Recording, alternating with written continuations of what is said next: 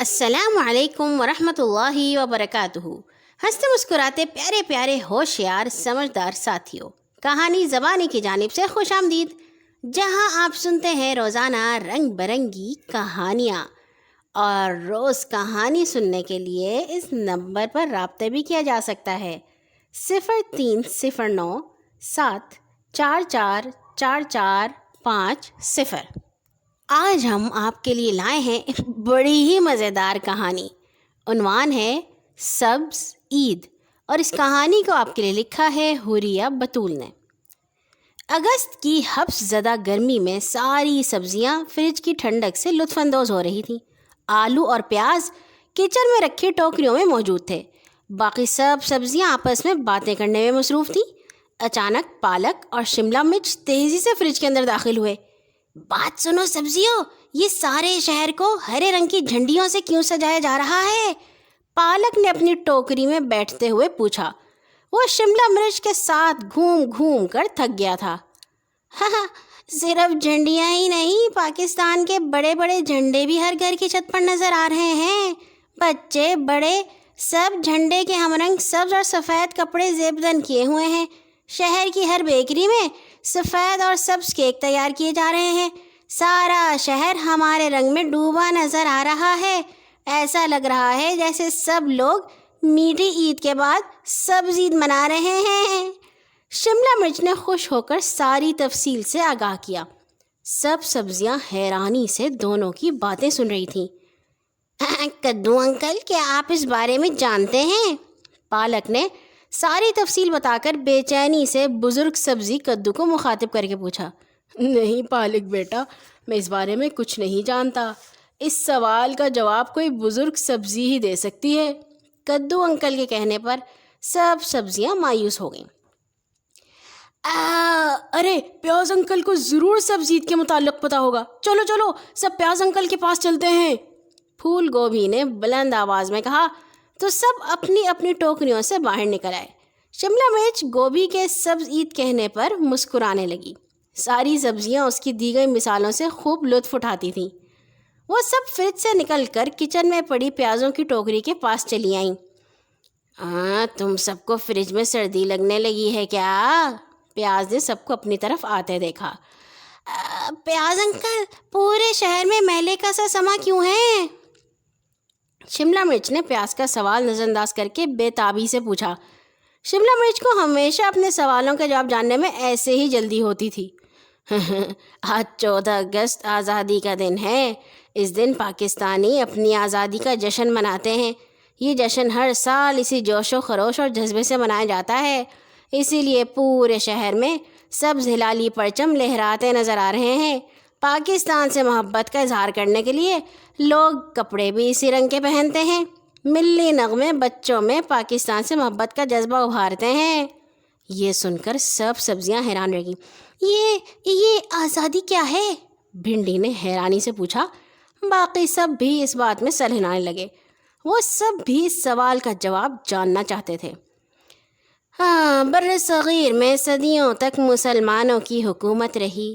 مسلمان اپنے مذہب کے مطابق آزادانہ زندگی بسر کرتے تھے۔ انگریزوں کا راج قائم ہوا تو اسلام اور مسلمانوں کی آزاد حیثیت کو نقصان پہنچا۔ غیر مسلموں کے حکومت میں آنے سے مسلمان مجبور ہو گئے، انگریزوں کے قدم اکھڑنے لگے۔ صاف نظر آ رہا تھا کہ بر صغیر پر ہندوؤں کی حکومت قائم کی جائے گی اور مسلمان انگریزوں کی غلامی سے نجات پا کر ہندوؤں کی غلامی کا شکار ہو جائیں گے۔ اس لیے سر سید احمد خان، قائد اعظم علامہ اقبال نے بر صغیر کے مسلمانوں کے تحفظ، وقار اور آزادی کے لیے کوششیں شروع کر دیں۔ قائد اعظم نے تقسیم کے وقت فرمایا تھا، ہمارے دلوں میں آزادی کی بے پناہ تڑپ ہے۔ ہم انگریزوں سے نجات حاصل کرنا چاہتے ہیں، مگر اس پر کبھی راضی نہیں ہو سکتے کہ ہم ہمیشہ کے لیے ہندوؤں کی غلامی میں آ جائیں۔ مسلمانوں کی مشکلات سن کر ساری سبزیاں اداس ہو گئیں۔ اس کا مطلب ہے کہ مسلمانوں نے آزادی حاصل کرنے کے لیے بہت تکلیفیں اٹھائیں، بینگن نے کہا۔ یہ مشکلات تو کچھ بھی نہیں، اصل مشکلات تو اس تحریک کے بعد شروع ہوئی تھیں، پیاز نے دکھ سے کہا۔ تو پھر سب اس کی طرف دیکھنے لگے، ان کی بات سمجھ میں نہیں آ سکی تھی۔ ہاں، پاکستان 14 اگست 1947 کو معرض وجود میں آیا۔ الگ وطن کا اعلان ہو جانے کے بعد مسلمان اپنے گھروں میں محفوظ نہیں رہے تھے۔ پاکستان کی پاک سرزمین پر قدم رکھنے کے لیے انہیں اپنے گھر بار، مال دولت، یہاں تک کہ اپنے خاندان کی جانوں کا نذرانہ بھی پیش کرنا پڑا۔ ہجرت کے وقت ہندوستان میں خون کے سوا کچھ نظر نہ آتا تھا۔ مسلمان اپنی برسوں کی کمائی چھوڑ کر پاکستان پہنچنے کے لیے سفر پر نکلتے، لیکن انہیں راستے ہی میں قتل کر دیا جاتا۔ اپنے پیاروں کو وطن پر قربان کر کے جب بچ جانے والے مسلمانوں نے پاکستان کی سرزمین پر قدم رکھا تو اس تکلیف میں بھی وطن کی مٹی پر سجدہ ریز ہو گئے۔ سب سبزیاں آزادی کی رودات سن کر اداس ہو گئی تھیں۔ ہم بھی جشن آزادی منائیں گے، کریلے نے عقیدت اور محبت سے کہا۔ پھر کریلے، بھنڈی، شملہ مرچ اور پالک نے مل کر فریج کو جھنڈیوں سے سجایا۔ ہرا دھنیا بڑا سا سبز لالی پرچم لے آیا۔ پیاز سب سبزیوں کے لیے سبز اور سفید ٹوپیاں لے آیا۔ بینگن بڑا سا سبز کیک لے کر آیا جس پر چاند اور ستارہ چمک رہا تھا۔ کیک دیکھ کر کدو بلند آواز میں دل دل پاکستان پڑھنے لگا اور ساری سبزیاں خوش ہونے لگیں۔ اب باری باری ہر سبزی پاکستان کو خراج تحسین پیش کرے گی تاکہ آزادی کے دن کا حق پورا ہو سکے۔ پیاز کے کہنے پر سب خوش ہو گئے۔ ہر کوئی آج پاکستان سے محبت کا اظہار کرنا چاہتا تھا۔ پیارے دوستو، پاکستان بننے کی کہانی تو آپ سن چکے ہیں۔ اب ہم سب نے مل کر عزم کرنا ہے، ہم اپنے پیارے پاکستان کا خیال رکھیں گے۔ آج سے کوئی بھی سبزی کوڑا کرکٹ ادھر ادھر نہیں گرائے گا۔ شملہ مرچ کی چھوٹی سی تقریر ہر کسی کو پسند آئی۔ ایک ایک کر کے سب سبزیوں نے پاکستان سے محبت کا اظہار کیا۔ آخری تقریر کدو کی تھی۔ پاکستان زندہ باد۔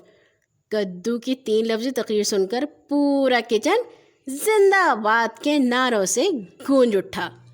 کہانی زبانی کے ساتھیوں نے بھی ایک بار پاکستان زندہ باد کا نعرہ ضرور لگایا ہوگا۔ کل آئیں گے ایک اور نئی کہانی کے ساتھ۔ سبزیوں نے تو بڑا اچھا یوم آزادی منایا۔ آپ سنیے گا کل ایک خاص کہانی جو کہ سنائی جائے گی کہانی زبانی آفیشل کے یوٹیوب چینل پر۔ پاکستان کے لیے اور پاکستانیوں کے لیے اور تمام مسلمانوں کے لیے دعا کیجیے۔